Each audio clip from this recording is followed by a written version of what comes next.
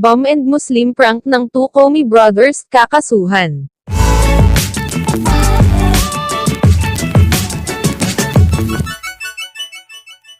Nahaharap nga sa isang kaso ngayon ang sikat na magkapatid na two Comey brothers.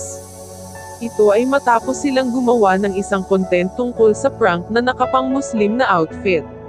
Madaming mga netizen nga at mga Muslim ang nagalit sa content na ito ng two Comey. Ika nga nila ay walang respeto ang dalawa dahil sa ginawa nila.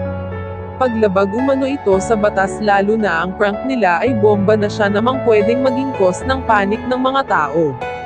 Kahit umano prank lang ito ay hindi ito maganda, dahil nakakainsulto ito sa mga tao, lalo na sa mga kababayan nating mga Muslim. Ang ganitong uri ng prank ng vlogger na yan, ay isang uri ng disrespect sa mga Muslim at pagsira sa ating peace advocacy. Yun lamang po, sana ay maging aral ito sa iba pang mga vlogger. Maraming salamat po.